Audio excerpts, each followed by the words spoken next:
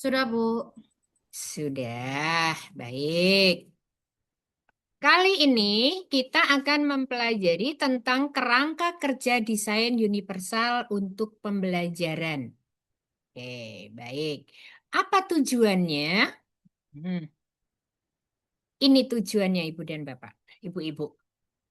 Satu, mengidentifikasi tujuan dan prinsip-prinsip universal design for learning. Jadi UDL-nya. Jadi kita akan mengidentifikasi prinsipnya apa sih untuk UDL ini. Berikutnya menganalisis manfaat dan tantangan dalam menerapkan UDL. Kemudian mengevaluasi efektivitas pelajaran dengan prinsip UDL. Kemudian merancang lingkungan dan pengalaman belajar. Oke, berikutnya. Ibu lihat gambar. Halo, halo, halo. Iya, Bu. Lihat, Ya, Bu. lihat ya. Oke. Gambar yang satu. Saya minta tolong Bu Silmi. Kira-kira ngapain sih ini gambar satu ini? Iya, kalau ada tulisannya mengurangi diskriminasi, artinya memang Mm-mm. kita harus berusaha adil dengan setiap kondisi peserta didik ya, Ibu. Karena mungkin yang Mm-mm. yang kalau disabilitas mungkin terlihat bisa secara fisik, tapi kan tidak segala sesuatu kebutuhan itu bisa terlihat. Artinya dalam pendidikan inklusi ini untuk bisa mencapai kebutuhan dari masing-masing peserta didik, baik secara kognitif, kemudian emosi dan juga sosialnya. Karena kan sekarang bukan hanya disabilitas secara fisik, tapi juga ada kebutuhan yang memang non fisik gitu, seperti itu, Ibu. Dan diharapkan Baik. bisa memfasilitasi kebutuhan mereka. Oke. Baik, Ibu. Kalau kebutuhan-kebutuhan, Ibu mengatakan bahwa tidak hanya fisik saja. Sepengetahuan Ibu, disabilitas itu apa saja sih macam-macamnya? Ya, Bu Selmi. Ada, ya, ada, maksudnya ada seperti skor IQ-nya Bu di bawah rata-rata. Kemudian kalau kemarin Hmm. di yang pelatihan yang tingkat dasar ya Bu, ternyata Iya. ada dari kasusnya teman-teman juga ada yang memang mungkin ada yang autis, kemudian yang memiliki tingkat kecemasan yang tinggi, gitu. Seperti itu Ibu. Yang mungkin Oke. dari secara emosi dan juga sosialnya. Ya. Kalau jenis disabilitasnya, Ibu Leni? Hmm. Mana Ibu Leni? Halo Ibu Leni. Iya, Ya Bu. Ibu Leni. Iya, Bu. Kalau jenis-jenis disabilitasnya bagaimana Ibu Leni? Yang digambar berapa, Bu? Tidak digambar, belum Oh, digambar. Ya, jenis nyangkut. iya, disabilitas itu kan jenis-jenisnya itu ada yang apa namanya seperti sindrom, terus ada juga yang apa namanya keterbelakangan ya, Bu. Terus ada juga yang eh apa namanya kalau ini dia itu seperti apa namanya kalau dia ini ganda Bu maksudnya ya cacat gitu ya. Jadi seperti itu. Jadi itu termasuk disabilitas juga. Terus ya yang apa namanya kalau untuk disabilitas ya yang saya tahu itu sih Bu ya. Oke, Ya baik. karena lagi Nah, kurang fokus banget ini Bu. Mohon maaf. tidak apa-apa. Baik, ada yang ingin melengkapi terkait dengan diskriminasi, maka ada dengan adanya disabilitas, maka jenis-jenis disabilitasnya seperti apa? Jenis-jenisnya apa saja? Ada yang ingin berbagi? Kayak disabilitas fisik gitu ya, Bu. Fisik, ya, terus, Mental gitu ya. ya, terus, ada Apalagi ya. lagi. eh, Disabilitas sensorik, sensorik, iya. Intelektual. Sensorik, pendengaran, intelektual. intelektual, Benar. Ya lupa Bu. Ada 4 ya, Bu. betul. Sama disabilitas ganda. Ada, nah Ah, itu maksudnya tuh yang ganda. ya, yang ganda itu lebih dari satu Satu. disabilitas.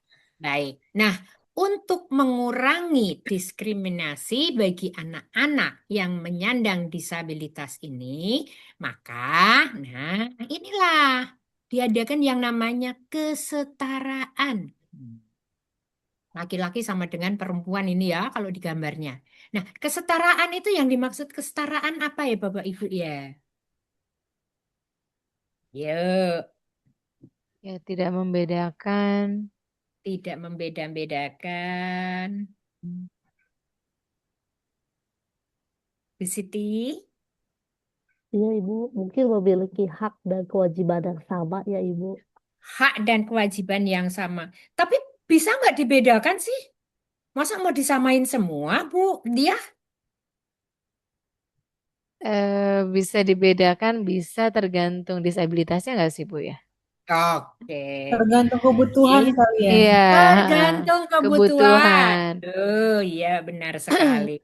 Jadi kita memberikan kesetaraan di dalam layanan atau hak-haknya. Sehingga Ibu dan Bapak di kesetaraan ini maka akan mendapatkanlah yang namanya masyarakat yang harmonis. Yang harmonis itu bagaimana? Ya, kita semua sama di dalam lingkungan masyarakat. Tidak membeda-bedakan apakah kamu disabilitas, apakah kamu punya eh, kebutuhan-kebutuhan yang beda. Namun di dalam suatu lingkup masyarakat yang harmonis itu tidak menjadikan suatu halangan, tetapi perbedaan-perbedaan itu adalah wujud keberagaman dan wujud kekayaan yang ada di masyarakat kita. Sehingga ketika bersosialisasi, berkomunikasi, maka mereka sudahlah, oh ya nggak apa-apa, kamu pakai tongkat. Ya udah nggak apa-apa kalau memang kamu butuhnya menggunakan tongkat. Terus gimana lagi? Kamu nggak bisa dengerin sih. Ya udah nggak apa-apa nggak bisa dengerin. Kita bisa menggunakan bahasa isyarat atau paling tidak kita bisa menggunakan bisa melihat dari oral kita atau bibir kita sehingga komunikasi di masyarakat itu berjalan lancar. Atau mungkin kalau kita semua sering melihat yang di TV itu suka pakai yang tangan gerak-gerak, nah, itu adalah bahasa isyarat.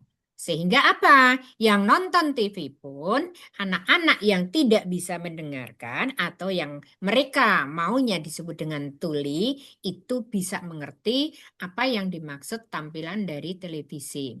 Sehingga kalau ketika dalam keluarga itu melihat TV bersama-sama, ketika ada orang yang menggunakan bahasa isyarat, maka tidak terjadi miss, ya kan? Mereka bisa mengerti, oh ternyata seperti itu toh. Oke. Itu ya Bapak Ibu ya. Baik, berikutnya. Oke. Kita mengenal bentuk-bentuk sekolah. Nah, apa saja ya Bapak? Apa ya Ibu-ibu dulu bentuk-bentuk sekolah yang sudah kita pelajari? Kan sekolah kita sekarang ini adalah sekolah inklusif. Sebelum sekolah inklusif itu apa ya Bu? Nah, siapa yang mau mengemukakan yang sudah kita pelajari kemarin? Kita mengulang loh. Sekolah apa saja? Mhm. Sekolah apa saja? Sekarang sekolah kita adalah sekolah inklusi. Ada sekolah apa aja kemarin? Atau sekarang juga masih ada sih. Seperti misalnya SLB. Oh iya, Bu Diah manggut-manggut nih, Bu Nisa senyum-senyum. Ayo, ingat nggak kira-kira? Hmm. Ada segregasi, ada inklusi, ada apa lagi kira-kira? Hahaha, yuk, yuk, yuk. Nah, gimana? Bu Dia baru. Oke.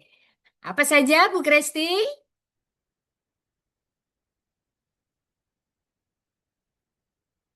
Bu Kresti?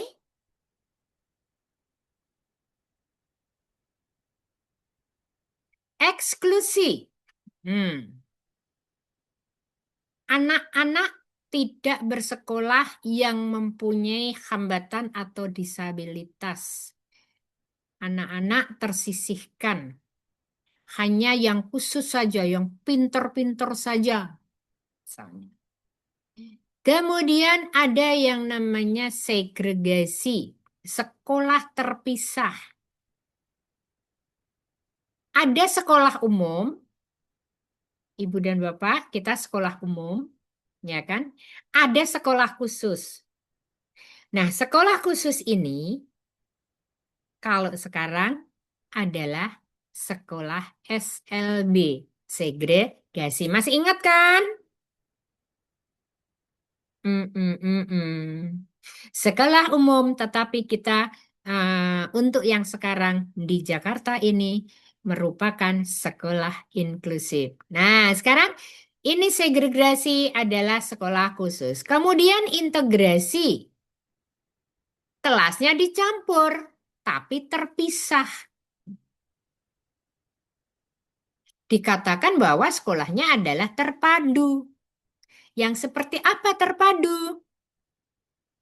Nih, misalnya anak dengan hambatan penglihatan ketika pelajaran olahraga ada materi lari 100 meter.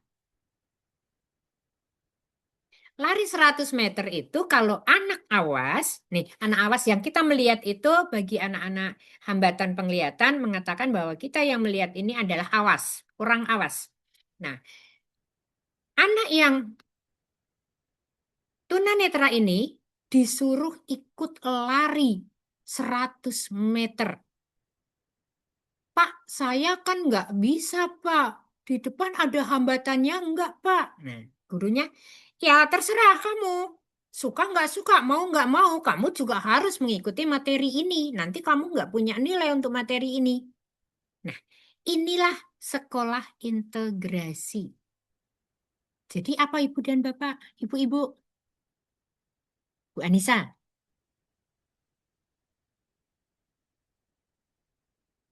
Yuk, integrasi. Ya, Bu. Berarti integrasi masih ini ya, Bu ya, masih terpisah ya, Bu ya. Walaupun sudah dijadikan satu kelas, tapi treatmentnya atau perlakuannya berbeda gitu ya, Bu ya. jadi anak yang menyesuaikan kurikulum di sekolah, sistem di sekolah, ya kan, bukan sekolah yang menyesuaikan anak. Jadi suka nggak suka, ya kan, anak tersebut harus menyesuaikan. Jadi siswa yang berkebutuhan khusus mengikuti instruksi gurunya gitu ya, Bu ya. Ya, bisa dikatakan itu kalau ya kan instruksi guru. Tapi kurikulumnya juga harus sama dengan anak-anak yang ada di satuan pendidikan tersebut. Jadi nggak ada karena kamu nggak bisa melihat, kamu nggak usah ini bla bla bla enggak. Nah, dalam perjalanannya dari integrasi ini, maka berjalanlah menjadi sekolah inklusi. Belajar bersama tanpa diskriminasi.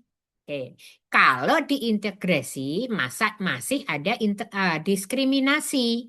Kalau di inklusi, sudah tidak ada diskriminasi. Nah, sekolah inklusi itu sekolah yang bagaimana, Ibu dan Bapak? Kok Bapak lagi sih, Ibu-ibu? Bapaknya nggak ada soalnya. Ibu Siti? Sekolah inklusi ya, Bu. Mm-mm. Kalau sekolah inklusi itu di mana sekolah itu harus mengikuti kebutuhan anak. Jadi sekolah inklusi itu harus menerima seperti apapun kondisi anak dan menyesuaikan cara treatmentnya yang dibutuhkan sama anak. Ada lagi? Ada lagi? Oke. Saya Bu, Ya, Bu Hermina, ayo. sekolah inklusi berarti sekolah yang menerima beraneka ragam ya Bu. Ya. Terus? Menerima beraneka ragam latar belakang Uh-uh. dalam satu sekolah seperti itu ya Bu. Ya, tanpa Tanpa kecuali kecuali. dengan meniadakan hambatan. Ya, inilah sekolah inklusi. Sekolah, apakah sekolah inklusi itu hanya untuk anak-anak disabilitas? Ya. Bu Hermina, apakah sekolah inklusi itu hanya untuk anak-anak disabilitas? Tidak Bu. Tidak. Ya, sekolah inklusi itu Uh-uh. menerima berbagai beraneka ragam latar belakang, baik itu berkebutuhan khusus, baik itu prestasi, sesuaikan pembelajaran bagi sekolah tersebut Oke. sesuai kebutuhan siswa ya Bu. Melayani sesuai dengan kebutuhan Ya, melayani siswanya. kebutuhan. Iya, baik. Jadi, apakah di sekolah inklusi ini belajarnya dipisah antara anak umum dan anak disabilitas? Tidak. Lihat, Bu. Lihat, Bu. Ya, dibuka dulu, Bu. Mic-nya buka dulu, Bu. Ya. Apakah anak pada umumnya atau reguler di sekolah inklusi itu dipisah dengan anak-anak yang disabilitas, Tidak Bu, tapi belajar bersama. tapi belajar bersama, Bersama melayani sesuai dengan kebutuhan. kebutuhan. Oke, jadi sekali lagi saya tekankan, tidak ada anak inklusi, tidak ada guru inklusi, tidak ada kepala sekolah inklusi, tidak ada orang tua inklusi. Yang ada adalah sekolah inklusi. Yang inklusi adalah sekolahnya. Anak-anaknya ya anak-anak reguler atau anak-anak pada umumnya, dan ada lagi anak dengan disabilitas. Baik, Ibu dan Bapak. Kok Bapak lagi? Ini kebiasaan. Nah, sekarang kita masuk pada ULD-nya, Ibu. Desain learning-nya. Universal Design Learning for Learning. Jadi kerangka kerja pendidikan untuk semua peserta didik. Oke. Ibu Christine, mana Ibu Christine? Nggak apa-apa Ibu Christine, nggak bisa buka kamera, nggak apa-apa. Menurut Ibu, gambar-gambar ini menceritakan tentang apa? Iya, Bu. Di sini gambar-gambarnya ada sesuai dengan gambar ya, Bu ya, ada desain tradisional, yaitu akses hanya untuk yang tanpa hambatan fisik. Ini biasa ya, Bu ya, tangga. Tapi kalau untuk berkebutuhan khusus di sini ada jalan yang landai ya, Bu ya, supaya memudahkan yang berkursi roda bisa lewat, begitu. Jadi di sini sekolah juga sebaiknya menyediakan sarana untuk murid yang berkebutuhan khusus. Gitu. Jadi ada akomodasi khususnya juga.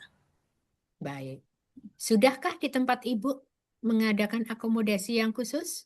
Ada, Bu. Sudah ada. Sudah ada. Terima Iya. kasih. Terima kasih, Baik. Bu. Ya.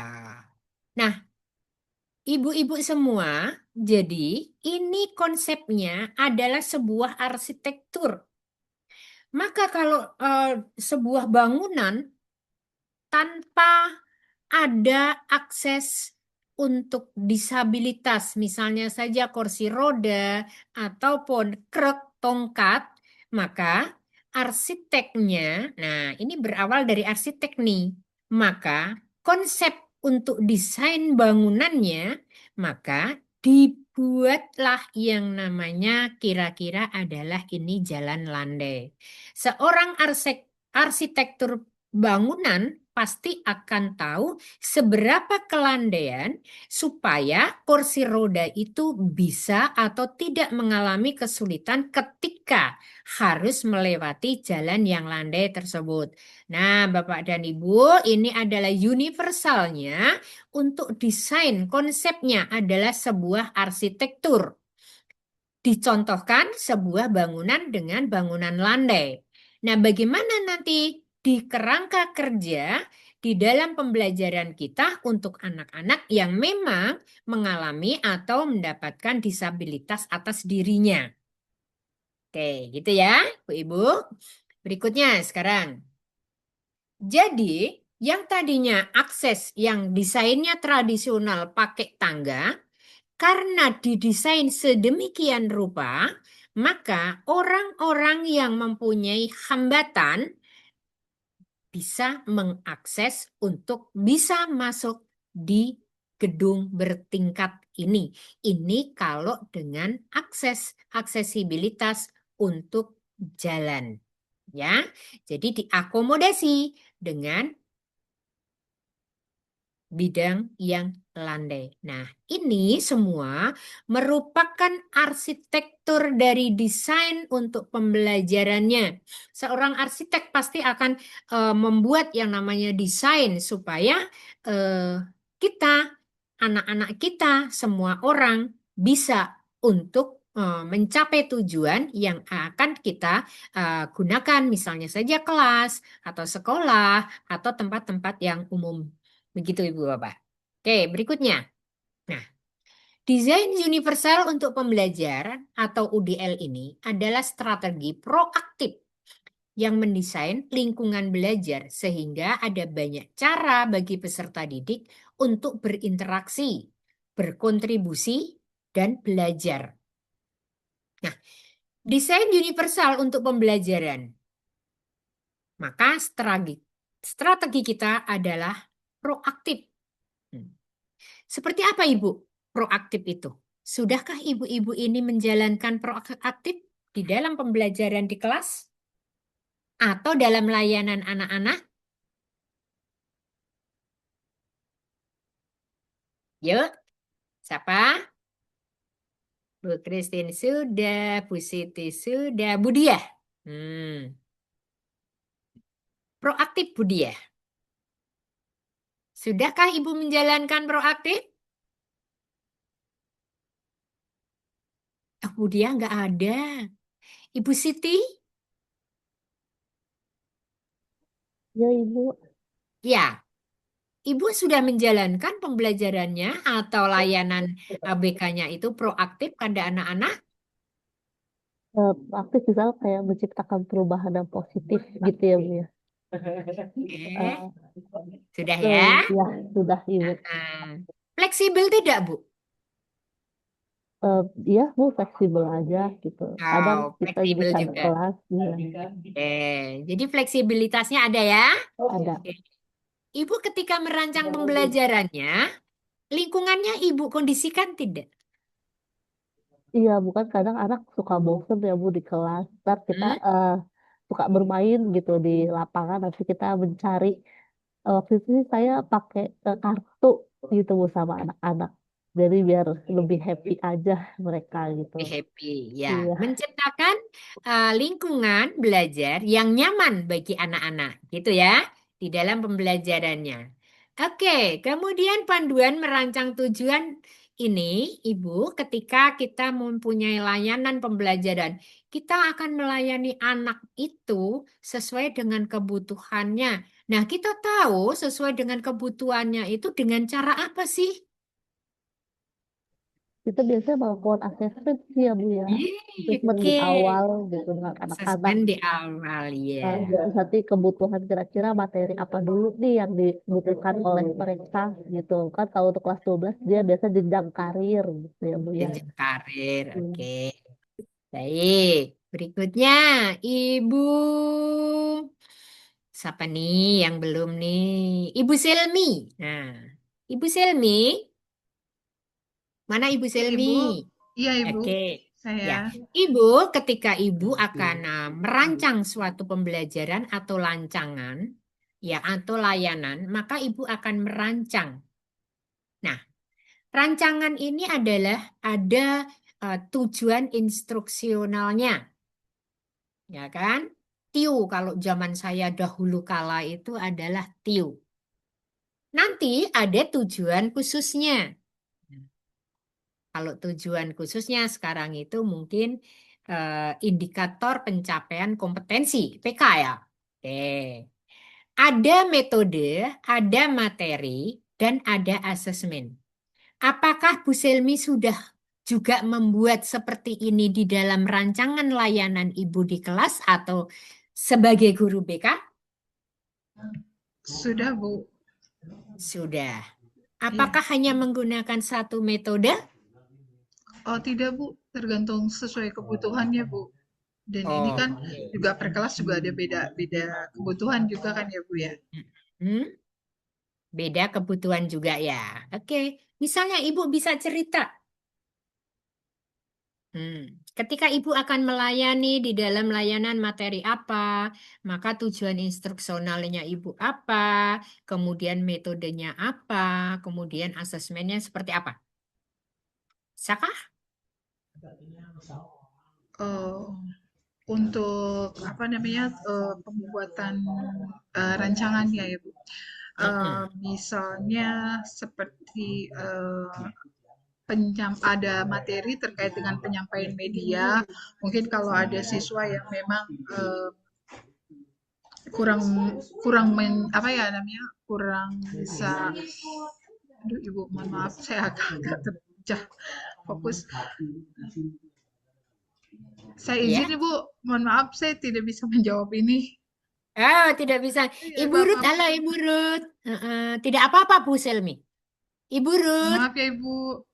nggak apa-apa Bu Selmi. Ibu Ruth, Ibu Ruth, Ibu Ruth nggak aktif ya. Oke, baik. Bapak, ya, ibu-ibu semua, di dalam kita memberikan layanan, tentu saja UDL ini pasti akan menggunakan sebuah panduan untuk merancang, yaitu tujuan instruksionalnya. Tujuan instruksionalnya itu di dalam nanti layanan atau rancangan pembelajaran di kerangkanya pasti akan ada tujuan, kemudian ada metode. Saya berharap dan saya memang biasanya menggunakan tidak hanya satu dua metode, tetapi multi metode. Ya, multi metode. Jadi metode ini silahkan untuk dirancang sedemikian rupa merupakan kerangka kerja kita nanti ketika kita melayani anak-anak. Ya, nah akan seperti apa? Apakah kita akan menggunakan metode tutor sebaya? Apakah kita akan menggunakan metode bla bla? Banyak metode yang memang di dalam satu layanan ini ibu-ibu harus menggunakan tidak hanya satu metode saja. Oke, baik. Nah, kemudian menyangkut materi, maka materi yang akan kita berikan kepada anak-anak yang akan kita buat untuk layanan, maka kerangkanya harus benar-benar seperti apa sih nanti ketika kita class action di dalam kelas atau action ketika kita memberikan layanan kepada anak-anak. Nah, mungkin tidak hanya, katakanlah, kalau saya mengatakan, kalau misalnya ibu-ibu ini menggunakan tempat taman atau ruang luar, boleh, itu ada kelas. Kelas tidak harus selalu di ruangan yang berbentuk segi empat atau seperti apa. Tetapi di luar pun ketika kita memberikan layanan kepada anak-anak, itulah kelas kita. Nah, jadi materi ini juga bisa kita sesuaikan bagaimana nanti kerangka kita ketika akan melayankan atau ketika akan memberikan anak-anak materi itu akan seperti apa. Dan juga asesmen. Asesmen ini bukan hanya asesmen pembelajaran saja, namun asesmen ini juga merupakan hasil untuk melayani anak-anak ketika ada anak yang berbeda di kelas kita. Nah, asesmen ini adalah asesmen keseluruhan, ya kan? Nah, seperti apa anak nanti ketika sudah ada di kelas kita? Nah, kemudian asesmen layanannya apa yang akan kita berikan kepada anak tersebut? Jelas nggak, Bu? Asesmen yang yang saya utarakan ini. Yep. Jadi, saya ulangi, kita membuat kerangka kerja harus tahu dulu asesmen anak yang berbeda di kelas kita. Ya, asesmen secara keseluruhan. Mungkin anak ini berkebutuhan khusus lamban belajar, atau anak ini pendengarannya, atau apa. Nah, dari hasil asesmen itu merupakan profil belajar siswa. Ya, profil siswa. Nah, profil ini akan kita bawa untuk panduan merancang pembelajaran. Ya, merancang pembelajarannya ini meliputi ada di tujuan, ada di metode, ada materinya. Apakah materi ini anak tersebut yang sudah punya profil tadi itu bisa mengikuti atau tidak? Maka kalau tidak akan ada yang namanya fleksibilitas. Ya, harus difleksibelkan. Contoh nih kalau di matematika, anak mengerjakan yang namanya logaritma. Anak dengan hambatan intelektual tidak bisa. Maka kita fleksibelkan tujuan pembelajarannya, metodenya, materinya. Sudah ya, ini profil asesmen ya. Jelas Ibu? Oke. Nah, profil yang tadi dari hasil asesmen menyeluruh kita bawa dalam kerangka kerja kita. Sudah nih, sudah kita susun nih. Katakanlah itu di modul Bapak Ibu deh. Di modul ya. Oh, tujuannya sudah. Metodenya sudah. Oh, materinya sudah. Nah, asesmennya itu seperti apa di dalam kerangka kerja ini? Katakanlah asesmen ini kalau yang asesmennya adalah evaluasi lah. Nah, evaluasinya beda nggak dengan anak-anak yang mempunyai profil beda dengan anak yang lainnya? Nah, tentu kita akan membuat rancangan yang beragam. Ya kan? Nah, rancangan ini akan berdasarkan wawasan ilmiah tentang cara otak kita, cara belajar kita. Supaya apa? Ketika menyusun desain pembelajaran ini, maka kita akan mengetahui benar-benar seperti apa profil anak ini yang akan kita bawa untuk dibuatkan layanan pembelajaran. Dalam hal ini adalah rancangan kerja kita. Nah, tapi kita tidak lepas Bapak dan Ibu untuk apa? Prinsip dari desain universalnya ini. Ayo, 3 prinsipnya apa? Masih ingat tidak? Masih ingat tidak? Oh ya, nggak apa-apa deh. Kalau nggak ingat, Lupa, Bu. nanti nanti kita. Secara khusus teknologi diintegrasikan dan dijalin dalam kerangka kerja ini untuk mendukung apa? Kebutuhan pembelajaran yang beragam. Bu, pakai nggak Bu IT? Boleh nggak Bu pakai AI? Boleh, sepanjang Ibu merancangnya itu di dalam panduannya jelas. Ya? Oke, baik. Berikutnya sekarang. Berikutnya. Oke. Gambar apa, Bu? Gambar apa ini?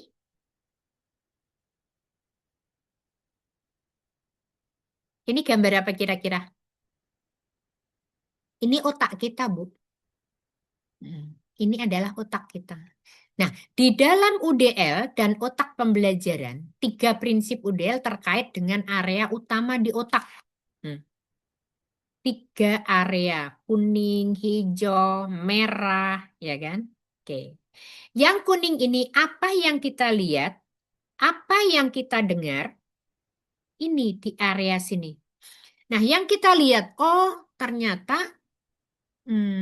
anak ini menggunakan tangan kiri karena tangan kanannya tidak bisa digunakan karena memang ada sesuatu yang tidak semestinya. Ya, sehingga anak menggunakan tangan kiri. Nah, kita lihat. Maka kita akan mendesain, ya kan? Otak kita sudah tahu, maka kita akan mendesain untuk pembelajarannya itu seperti apa. Kemudian kita dengar, oh, pendengarannya itu akan seperti apa. Ini ada di area ini. Kemudian ini adalah jaringan pengenalan. Ya, arena ini adalah jaringan pengenalan. Yuk, Ibu, kita benar-benar harus memahami ya, ini area-area ini kenapa kok ada anak yang beda, ada anak yang emosinya tidak terkendali, ada anak yang bla bla dan lain sebagainya, disabilitas seperti kemarin. Kita kenali karena semua ini adalah ada di area otak kita. Ada di area otak ini. Ya. Oke. Kemudian jaringan efektif di sini adalah yang hijau. Kita rasakan dan kita untuk memotivasi. Ibu, ini di bawah ini, di sekitar ini, di balik ini, sekitar sini, ada yang namanya amigdala. Oke, tolong ibu-ibu browsing amigdala itu apa? Yuk. Terkait apa amigdala ini? Emosi, proses pemrosesan segala apa yang kita lihat, apa yang kita dengar, kemudian apa yang kita rasakan, kemudian ada yang namanya emosi dan lain sebagainya. Ini ada di balik yang merah ini, tapi letaknya di sini. Nih. Ya, letaknya di sini. Hanya besarnya sebiji almond, kacang almond. Itu yang dinamakan dengan amigdala. Oke, Ibu Ruth. Mana Ibu Ruth sudah gabung belum, Ibu Ruth? Ibu Ruth sudah gabung? Halo, Ibu Ruth? Oke, belum. Nggak ada memang ya. Kemudian Ibu Christine? Halo, Ibu Christine? Iya, Ibu. Ya, Ibu Christine. Nah, di sini Ibu ada yang namanya amigdala. Coba ibu-ibu, silahkan browsing dengan HP-nya. Apa sih amigdala itu? Oke, silahkan. Saya tunggu 2 menit.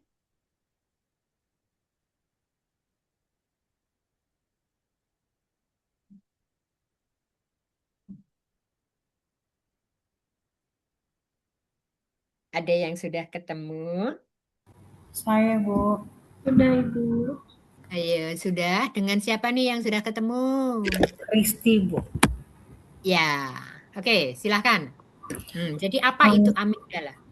Amigdala adalah struktur kecil berbentuk almond di dalam lobus temporal otak yang berfungsi sebagai pusat pemrosesan emosi, memori dan perilaku, khususnya rasa takut dan respon terhadap ancaman. Bagian sistem ini bertindak sebagai alarm otak yang mendeteksi bahaya dan mengatur respon. Terima kasih. Jadi, ternyata ada bagian kecil yang seperti itu.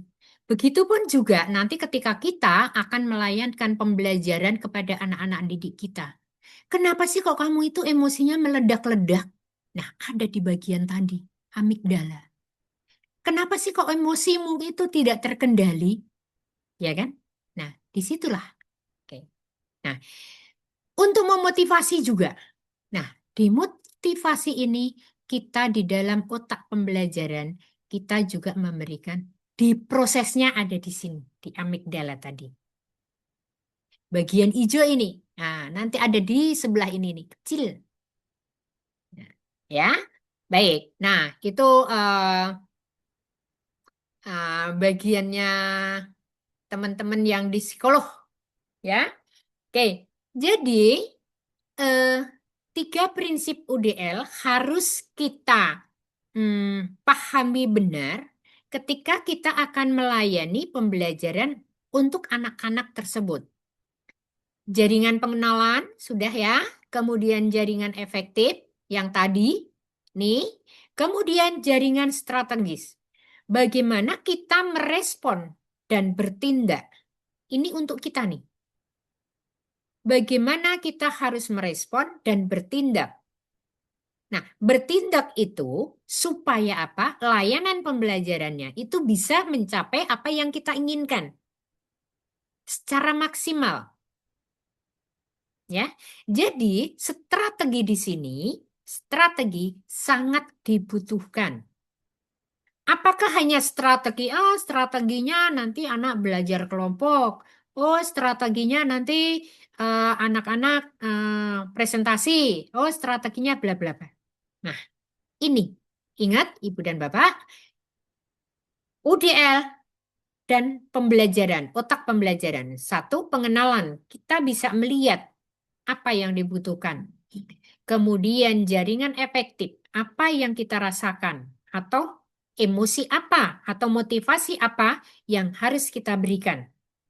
Kemudian jaringan strategis, bagaimana caranya kita memberikan layanan pembelajaran yang ada di dalam kelas, yaitu yang masuk di dalam kerangka kita. Baik, Ibu, ada pertanyaan di sini sebelum ku lanjutkan.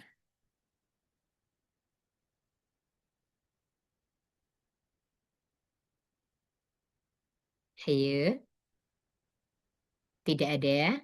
Oke, baik. Kalau tidak ada, maka kita lanjutkan. 3 prinsip universal design for learning.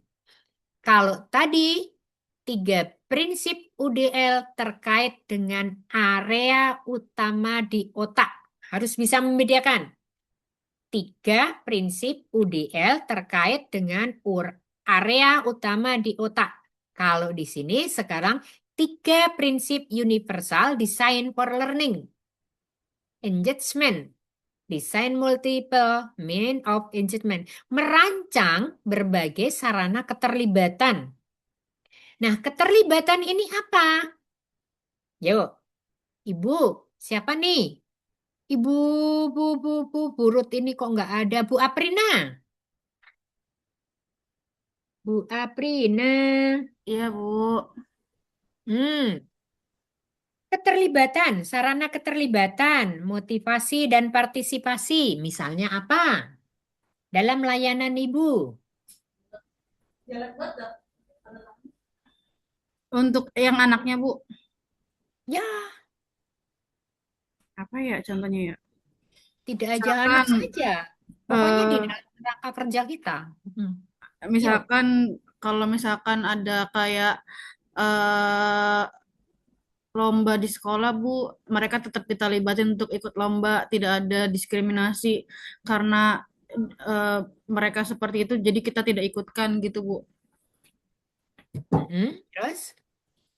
Terus yang kedua ya, Bu. Yang ini aja masih yang Oh, yang satu. pertama Mm-mm. Atau misalkan gini aja deh Bu, kerja kelompok. Misalkan kerja Ya. kelompok kan kadang-kadang maaf kata kalau karena anak yang disabilitas kan kadang nggak mau ya Bu temennya gitu kan. Nah Mm. kita tetap melibatkan mereka di kerja kelompok supaya ada keaktifan atau ada komunikasi antar mereka gitu loh Bu, yang eh, disabilitas maupun yang tidak gitu. Terima kasih. Ibu sudah melaksanakan? Udah Bu, di kelas udah. Oke. Apa saja kira-kira? Misalkan contoh yaitu kerja kelompok satu, kedua presentasi, Hmm. pre- Ah. presentasi dia tetap di apa disuruh maju, tetap maju ke depan gitu meskipun memang dia kan ada speech delay-nya juga ya Bu. Jadi kalau ngomong tuh kayak Mm-mm. agak terbata-bata. Nah, itu kita tetap Mm-mm. maksimalkan sampai dia minimal adalah yang dia presentasikan gitu. Baik. Terima kasih Bu Aprina. Ibu Hermina. Halo Bu Hermina. Halo Bu Hermina. Iya, iya saya Bu. Oke. Ya, satu kan keterlibatan, sarana dan keterlibatan. Nah, keterlibatan ini kalau misalnya di kelompok adalah antar anak-anak berkebutuhan khusus dan anak-anak yang lainnya. Juga guru memberikan motivasi. Temannya pun juga bisa memberikan motivasi. Nah, sekarang yang kedua, desain multiple mean of representation. Nah, merancang berbagai cara untuk menyampaikan informasi. Nah, beragam cara penyajian yang sudah Ibu lakukan apa ya? Bu Hermina. Menurut saya, Bu, untuk merancang berbagai cara untuk menyampaikan informasi eh, dengan cara mungkin by audio atau dengan memberikan materi catatan gitu, terus atau assessment, Bu. Oke. Jadi, Apalagi ya, yang sudah Ibu lakukan? sejauh ini sih yang saya lakukan, Bu, yaitu dengan memberikan informasi melalui audio, catatan atau materi yang menarik, kemudian asesmen yang dibutuhkan peserta didik. Oke. Terima kasih. Makasih, Jadi, Bu. beragam cara penyampaian atau penyajian bisa berupa audio, bisa berupa teks, ya kan? Bisa dengan alat peraga, ya kan? Bisa cara menyajikannya itu mendemonstrasikan, cara menyajikannya pun juga bisa berkelompok. Nah, itu cara-cara penyajian untuk universalnya. Kemudian yang ketiga adalah design multiple mean of action and expression. Jadi rancangan berbagai sarana, aksi, dan ekspresi.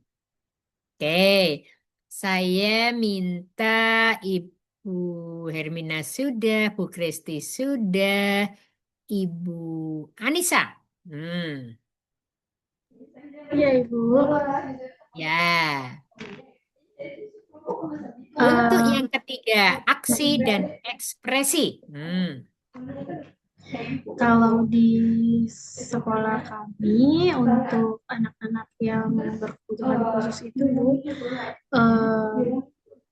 sejauh ini untuk aksi dan ekspresi itu mereka selalu dilibatkan, terutama kemarin itu ada kegiatan P5 yaitu pendidikan karakter yang Project ya. project itu, nah mereka itu selalu dilibatkan. Waktu itu saya ikut juga jadi pendamping untuk anak berkebutuhan khusus yang dia itu fisik ya Bu, jadi dia tulangnya tuh skoliosis gitu, miring. Skoliosis. Iya, skoliosis, dia miring gitu. Nah, jadi bagiannya itu nari. Jadi kelas itu mempunyai proyeknya menari. Nah, karena dia mungkin tidak bisa menari seperti teman-temannya yang lain, tapi dia dikasih bagian akhir gitu Bu. Jadi dia sebagai closingnya. Nah, dia seneng banget tuh gitu. Dia bisa tampil di bagian walaupun sedikit, tapi dia bisa tampil dan ya gerakannya mungkin tidak serumit teman-temannya yang biasa, tapi sederhana. Tapi bagian closing dan itu benar-benar tertuju ke dia gitu. Jadi aksinya benar-benar kita tuh memberikan ruang untuk dia bisa menari walaupun sederhana, tapi bagian closing dan itu benar-benar audiens teman-teman yang lain tuh luar biasa lah responnya gitu. Oke, terima kasih Bu Nisa. Jadi memberikan aksi anak ini juga secara fleksibel gitu kan di closingnya. Jadi tidak terlalu rumit gitu ya, tidak seperti dengan teman-temannya. Baik, jadi 3 prinsip ini keterlibatan, sarana keterlibatan itu penting sekali. Keterlibatan sarana itu tidak hanya anak dengan orang tua, anak dengan lingkungan, anak dengan guru, ya kan, anak dengan anak, saling keterlibatan. Dan motivasi ini bisa menimbulkan kepercayaan diri bagi anak-anak yang memang diberi fasilitas ini. Kemudian merancang dari berbagai cara untuk penyampaian informasi itu bisa melalui teks, melalui audio, melalui visual dengan berbagai cara. Kemudian untuk rancangan supaya dia adalah anak ini memberikan aksi. Nah, ekspresi yang fleksibel seperti yang dikatakan Bu Anissa. Di closingnya ketika menari ada anak yang diberikan closing walaupun gerakannya itu sangat sederhana. Nah, kesederhanaan inilah yang merupakan ekspresi yang fleksibel. Gitu ya Bu Anissa ya. Oke, jadi beda ya Ibu ya. 3 prinsip UDL terkait dengan area otak pembelajaran dengan 3 prinsip, ya kan, untuk pembelajarannya. Oke. Berikutnya. Nah, sekarang kalau yang sudah kita sering mendengar atau sudahlah kita pelatihan atau apa tentang pembelajaran berdiferensiasi. Yang berdiferensiasi itu yang seperti apa toh ya Bu? Siapa nih yang belum nih? Bu Aprina sudah. Bu Siti. Nah, pembelajaran berdiferensiasi itu pembelajaran yang seperti apa ya?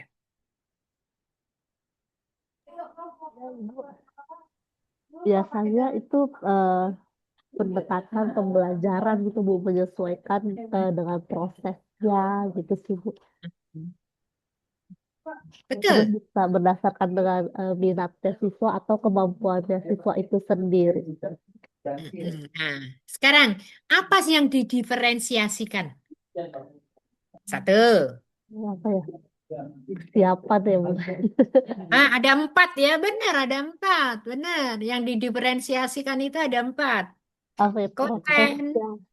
konten atau Oh materi, iya, materi. proses, Iya. Terus terus 2 lagi. apa ya? Ada yang bisa nambahin? Ada yang bisa nambahin? Konten, proses, terus Lingkungan belajar, Bu. lingkungan. 1 lagi, Profil belajar siswa. produk. Oh iya, produk. Profilnya itu gaya belajar anak yang akan didiferensiasikan, ya kan? Nah, ini kalau di UDL dan pembelajaran berdiferensiasi, bedanya gini. Kalau di UDL ini akan memperbaiki proses pembelajaran, ya kan? Mempelajari, bukan begitu. Memperbaiki proses pembelajaran untuk layanan di dalam kelas.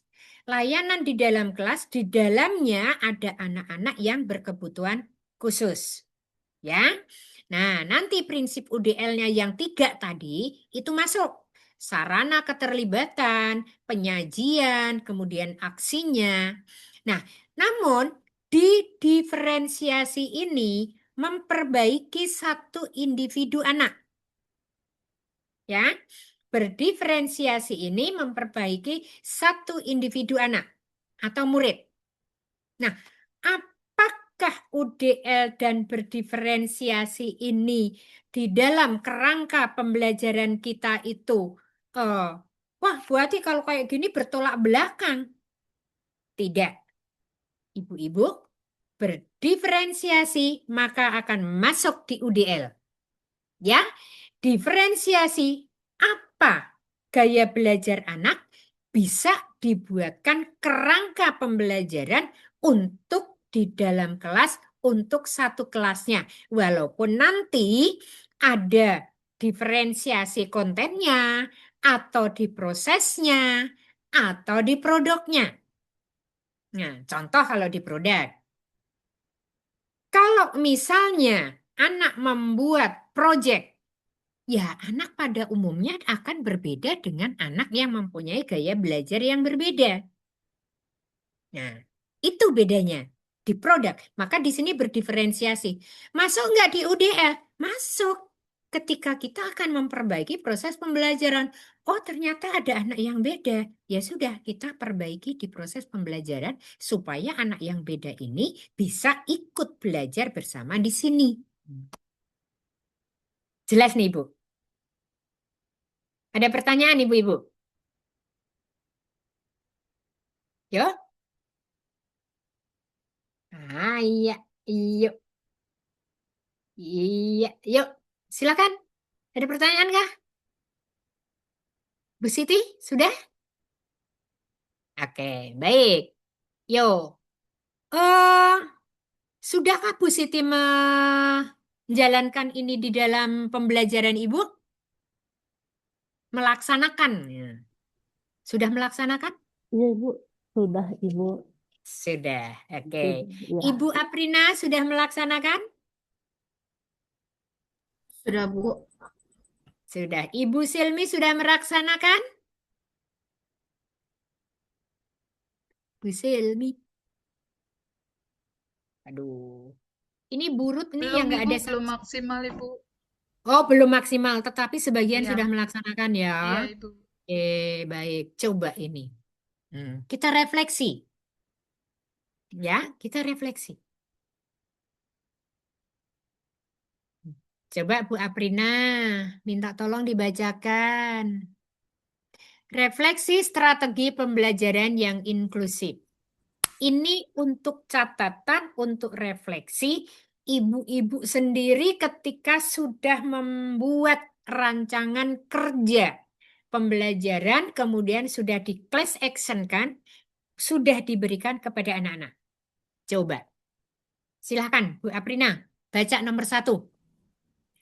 Nomor 1, strategi pembelajaran menyusun daftar periksa bagi peserta didik. Nah, iya sudah belum? Bab Menyusun ibu-ibu. daftar, udah kalau ini. Menyusun daftar periksa bagi peserta didik. Oh, saya nggak melaksanakan. Tidak. Nanti dibuat catatannya apa. Gitu. Oke. Berikutnya Bu Siti. Nomor 2. Instruksi dalam format tertulis, gambar, dan lisan. Sudah melaksanakan belum? Ya kan? Nanti ada catatannya. Jika sudah, ini loh yang saya laksanakan. Jika belum atau tidak, alasannya apa? Gitu.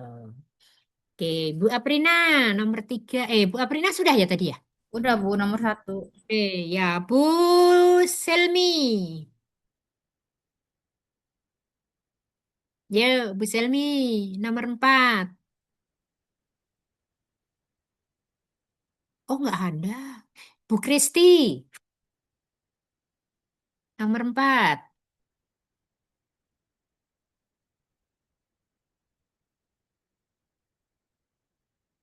Ayo, Menuliskan refleksi tentang tugas yang telah selesai ya, Bu. ya. Ya. Ibu biasa nggak membuat seperti itu? Sudah, Bu. Sudah.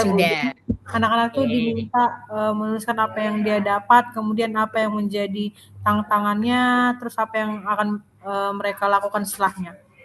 Oke, baik. Oke. Ibu Anissa, lanjut. Iya, Bu. Berikutnya, Mendiktekan jawaban dengan juru tulis. hmm, Ini mendikte maksudnya gimana ya, Bu? mendiktekan jawaban dengan juru tulis. Juru tulis tuh biasanya kalau di kelas apa? Sekretaris gitu, Bu, maksudnya. Boleh lah. Apa kalau di dalam kelompok? Oh, jawabannya ini loh, ini, gitu. Oh Ya iya, kan? Bu. Betul, Ya, sudah sudah ya. dilaksanakan. Ya. Baik. Bu Hermina, selanjutnya menyampaikan. Bu Hermina. Ayo, Bu.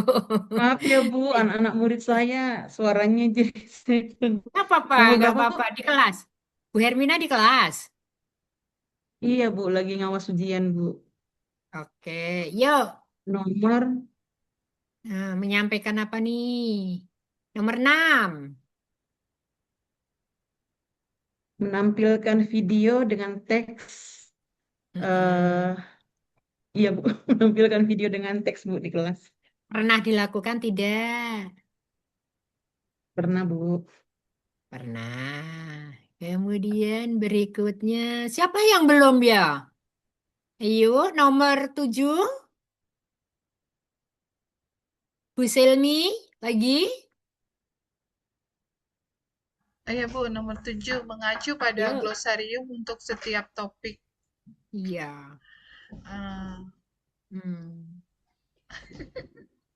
Udah belum? iya, iya, Oh, iya. kalau amigdala itu ternyata ini loh. Oh, kalau materi itu ini loh. Oh, istilah-istilah lah, gitu misalnya. Oh iya, baik Bu. Ya, oke. Yuk lanjut Bu, berikutnya. Nomor 8, Bu Silmi. Memilih dan membentuk kelompok sendiri. Nah, memilih dan membentuk kelompok sendiri. Pernah? Oh iya, pernah Ibu. Oke.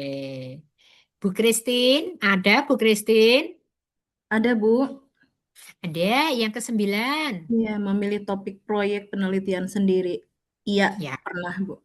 pernah memberikan ini ya. Iya, Jadi pernah.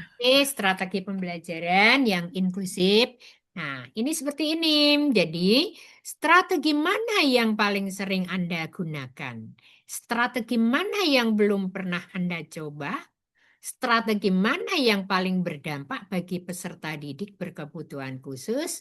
Apa strategi yang baru ingin Anda coba? Yuk, silakan. Kalau ini bebas siapa saja. Yuk, siapa yang akan mengemukakan? Ayo, silakan. Iya, Ibu. Yuk, silakan. Bu, untuk yang nomor 8 itu memilih dan membentuk kelompok sendiri. Ya, mungkin kalau di sini, di 101 ya Bu, sebagian besar itu untuk anak-anak yang inklusi, itu kelompoknya dipilihkan sama gurunya. Jadi mungkin itu belum dilaksanakan gitu ya Bu ya. Oke. Karena kadang teman-teman yang umumnya tuh suka nggak mau satu kelompok sama yang anak-anak yang berkebutuhan khusus gitu. Tapi untuk yang kayak misalnya slow learner gitu, itu masih mau mereka satu kelompok. Tapi kalau yang mungkin agak berat seperti yang tadi saya sebutkan yang seriosis itu, dia tuh kalau untuk belajar kelompok suka nggak ada yang mau milih Bu sebagai kelompok dia untuk milih gitu. Jadi makanya gurunya lah yang menentukan kamu kelompoknya sama si A ya, kamu sama si B ya gitu. Oke. Baik. Apa karena anak berkebutuhan khususnya itu ada sesuatu hal, misalnya kadang nggak percaya diri atau kadang apa? Kalau di kasus yang saya sebutkan tadi itu memang anaknya agak sensitif ya Bu. Sensitif banget kayaknya deh. Jadi tuh dia kalau diajak bercanda dikit marah. Mungkin maksud temannya itu bercanda, tapi dia menerimanya tuh kayak ngeledekin dia gitu. Padahal sebenarnya tidak. Oh. Jadi teman-teman banyak yang tidak suka, gitu. Makanya dia suka nggak mau satu kelompok sama dia. Gitu. Hmm. Teman-teman semua, ibu-ibu, eh, kita memang akan melayani anak supaya anak-anak yang lain tuh juga memandang perbedaan itu sebagai kekayaan. Tidak masalah.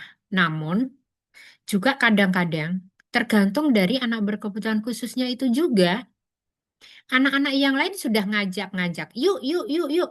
Tapi anak sendiri, aku nggak mau kalau sama dia, aku nggak mau sama dia, aku nggak mau sama dia. Nah, kadang-kadang juga tergantung dari personal individu ABK itu sendiri, gitu ya. Nah, dengan apa? Ya, kita memberikan yang namanya apa? Motivasi untuk anak tersebut. Supaya apa? Bahwa kita berteman, berkelompok itu juga kepada kelompok mana aja ketika memang harus berkelompok. Gitu ya Bu Nisa ya? Oke. Baik. Ada lagi yang ingin mengemukakan? Yuk,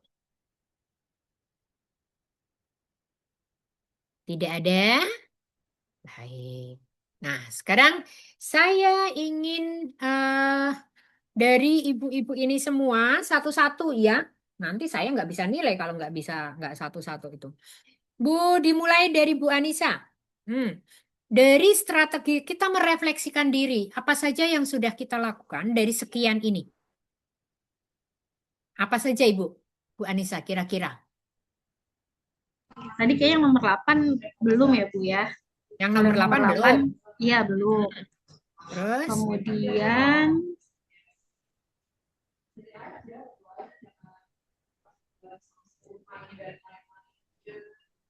sama 9 kayaknya Bu. 8 dan 9 yang belum Oh, 8 dilakukan. dan 9 yang belum Iya. ya. Oke, baik. Terima kasih. Bu Selmi.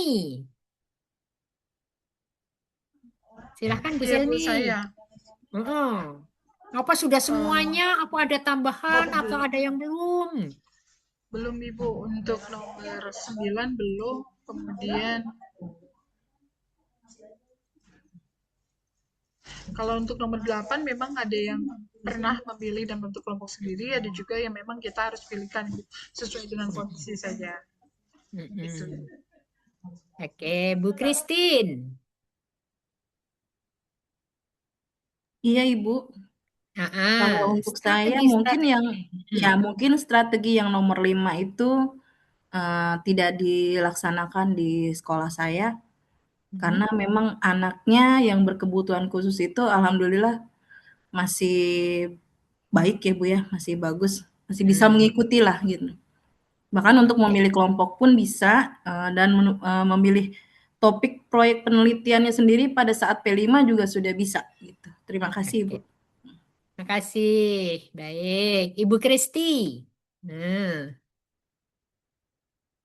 Dari SMA mana Bu? Bu Kristi? Dari SMA Santo Kristoforus 1, Ibu. Oh ya, Santo Kristoforus. Oke Bu, silakan. Kalau kita sih sebenarnya sama ya Bu ya, yang masih susah itu di nomor 8. Cuman untuk keseluruhannya itu sudah berjalan. Cuman yang ke-8 ini memang dari kitanya, apalagi saya guru BK yang meminta Bapak Ibu guru itu supaya tidak memberikan anak itu memilih kelompok sendiri. Karena ada beberapa memang catatan di saya, jadi setiap kelas itu ada aja anak yang memang kesulitan dalam mendapatkan kelompok. Ya, oke. Terima kasih. Terus sekarang Ibu Siti. Ya Ibu, kalau di kami kesulitannya di nomor 9 si Ibu ini tentang memilih topik ya Bu. Gitu. Untuk yang lain sudah. Ya, Ibu Hermina. Saya Bu. Yang strategi yang belum pernah saya coba yaitu nomor 9 Bu, memilih topik proyek peneliti sendiri. Sepertinya untuk yang nomor 8 ini saya belum pernah coba, Bu, Oke, melihat baik. kondisi peserta didiknya. Ya, oke. Ibu Dia. Halo, Bu Dia. Mana Bu Dia? Nggak ada Bu Dia. Oke, Bu Dia tidak ada ya. Baik, Ibu Leni. Ibu Leni. Nggak ada juga. Ibu Leni ada? Ibu Leni ada? Ibu Ruth? Oke, nggak ada. Nggak apa-apa. Lanjut. Oke. Tibalah saatnya. Nah, Mbak Dia, Mbak Zia. Halo Mbak Zia. Mbak Zia. Mbak Zia. Ini tugasnya, Ibu. Lembar kerja refleksi penerapan Universal Design for Learning. Ingat kembali 3 prinsip UDL, tinjau modul ajar terakhir Anda, tuliskan refleksi tentang bagaimana Anda melibatkan murid, menyampaikan informasi, dan memberi kesempatan murid mengekspresikan pemahaman. Unggah hasil refleksi Ibu di GCR, Google Classroom. Keterlibatan Anda, motivasi untuk melibatkan murid, kemudian berpresentasinya, kemudian tindakan dan ekspresinya. Mbak Zia? Halo Mbak Zia? Saya simpulkan ya Bu, nanti tugasnya itu. Jelas nggak nih Bu? Mbak Tere? Ada Mbak Tere? Iya, Bu. Mbak Tere bisa ini yang... Udah di-upload di Google Classroom sih. Tapi sudah ya. teman-teman udah bisa buka belum? Teman-teman udah bisa buka? Google Classroom-nya yang dulu ya, Bu Tere? Saya kirimin lagi di chat aja ya. Bukan di ininya ya. Jacklet ya, Bu ya? Jacklet Kayaknya. itu apa ya, Bu? Jacklet itu kalau nggak salah untuk belum absen. bisa deh. Absen kali itu. Itu Oh, untuk hanya absen aja ya. Betul. Itu ya buat absen doang. Sebentar. Saya kodenya ya. Saya salin link undangan kelasnya. Di chat ya. Ibu dan ibu-ibu semua.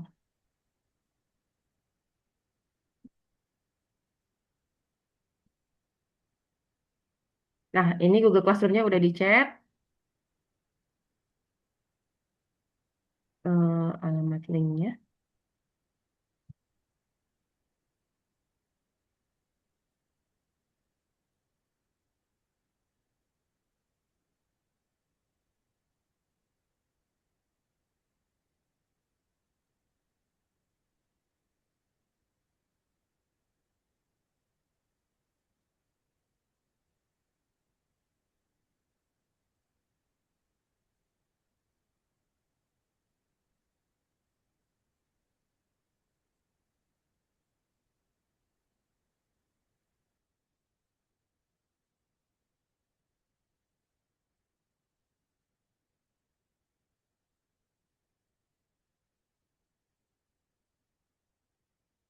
Udah bisa ibu-ibu semua?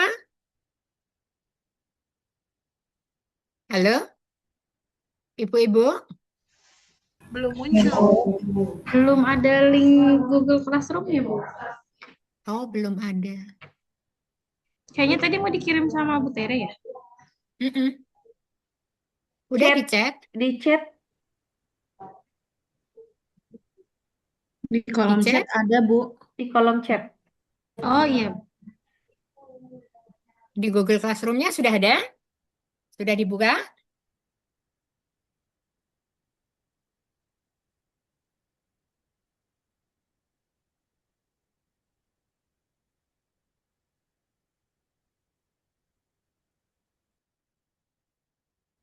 Sudah, Bu, sudah ada. Sudah ada ya? Oke. Baik, kalau sudah ada, ibu-ibu Silahkan untuk dikerjakan lembar kerjanya, perintahnya seperti yang tertera di sini. Ya, dengan prinsip pokoknya UDL itu pembelajaran yang fleksibel deh semuanya untuk peserta didik. Yang mencakup yang tiga tadi, penyajian, ekspresi, keterlibatan. Ya, Ibu, semuanya harus berhasil. Idealnya harus demikian. Tetapi kalau memang belum berhasil semuanya, paling tidak ibu-ibu ini di dalam rancangan pembelajarannya, di RPP, di modulnya, itu sudah terlibat. Nah, refleksinya, Ibu, ini ada di sini. Ini merupakan LK-nya ibu-ibu semua. Oke, jelas? Sudah jelas, Kak? Halo, Bu Aprina? Ya Bu, kenapa Bu? Sudah jelas LK-nya? Udah jelas Bu. Oke, selamat mencoba sampai dengan pukul berapa menit ya dituliskan di situ. Mbak Tere berapa lama ya? eh Sebenarnya sih ini Bu, kita lihat aja ya waktunya ya. Ya. Nanti kalau memang nggak cukup dipresentasikan nanti belakangan. Oke. Apa yang sudah Ibu bicarakan tadi, apa yang sudah Ibu alami, nah nanti silakan di lembar kerjanya di sini. Jadi kita beri waktu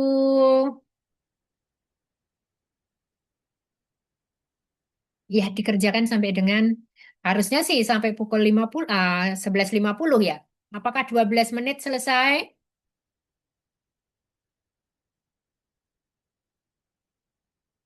Kira-kira selesai nggak ibu-ibu 12 menit?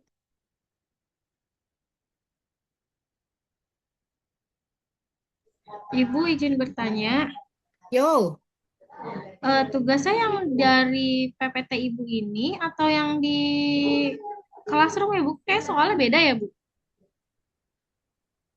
Mbak beda ya Mbak? Mbak Yang Tere? yang LK1, yang LK1 LK1, soalnya beda Bu sama yang disampaikan Bu Atik. iya kan LK1 ini bukan Mbak. Ini bukan Bu, yang refleksi pembelajaran penerapan Universal Design for Learning. Iya? Iya, ada identitas peserta, Mm-mm. lalu ada deskripsi kegiatan pembelajaran yang telah Anda lakukan. Mm-mm. Iya. Nah, iya itu berarti itu dilihatnya dari modul ajar yang memang Bapak Ibu, Ibu-ibu pernah buat gitu. Jadi Mm-mm. direfleksikan. Oh, jadi bukan yang dari ini ya Bu, yang 3 poin ini Bu, yang keterlibatan, Iya, representasi sama tindakan nanti ekspresi. yang itu ada di nomor 2. Yang keterlibatan, representasi itu ada di aksi dan ekspresi ada di nomor 2. Oh, oke oke. Nah, gitu. Jadi Oke memang ini oke. untuk membantu aja, untuk membantu menjawabnya, makanya ada soalnya ya. Oh, jadi yang Kayak, 7 soal ini ya Bu ya Tere ya? betul betul betul. Tapi ini Oke, dasarnya dari baik. yang Terima modul kasih. ajarnya. Nah, ya, dijawab singkat aja ya, ibu-ibu.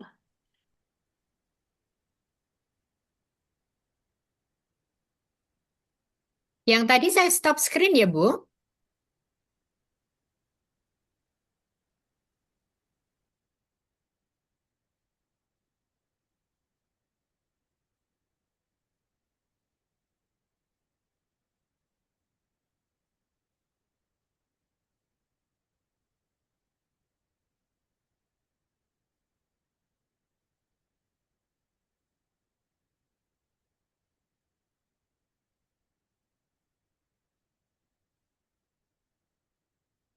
Ini kan ya Mbak Tere ya?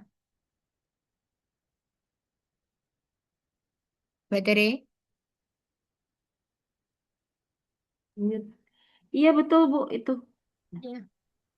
Cuman ini lebih, memang di soalnya ini lebih dijabarkan. Cuman intinya sama kok.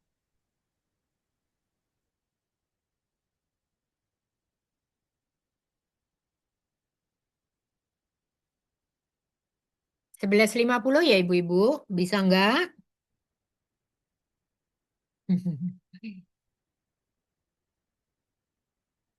Individu ya tugasnya, individu.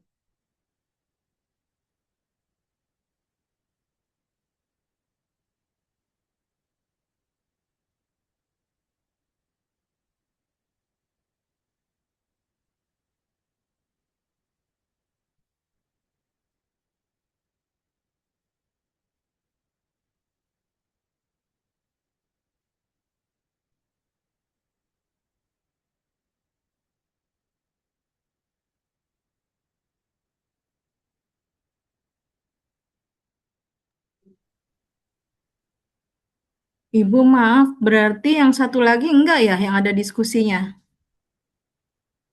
Yang mana tuh? Di classroom kan ada dua. Yang satu lagi itu ada diskusinya.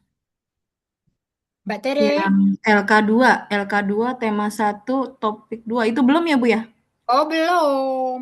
Oh, berarti baru yang Yang ini dulu, yang ini dulu. ULD penerapan UDL. Ya, Iya, ya. baik, terima kasih Bu.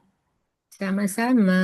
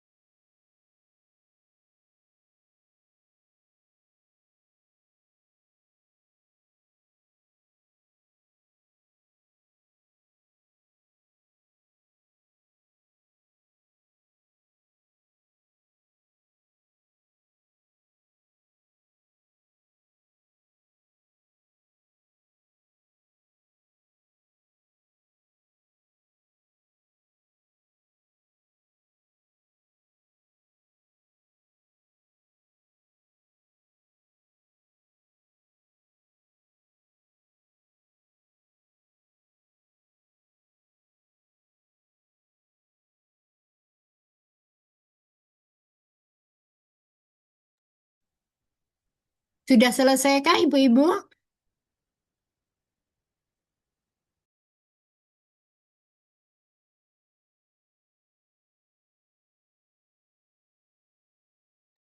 Saya belum, Bu.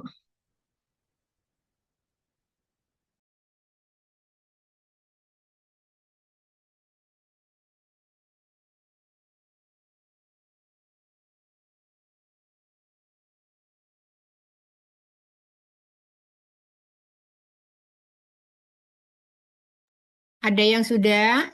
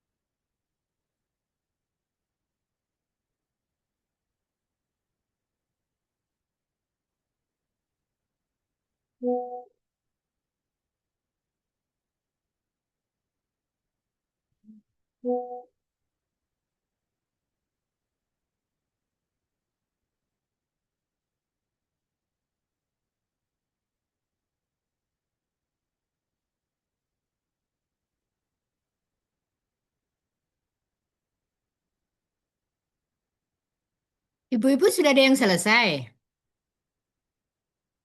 Halo? Sudah ada yang selesai? Bu Kristi sudah?